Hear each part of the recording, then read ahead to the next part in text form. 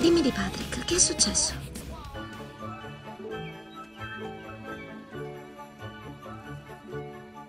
Qualcosa in lui si trasformò. Era sgarbato, un po' volgare, ora no. È timido, piacevole. Non mi ero accorta che ora è incantevole.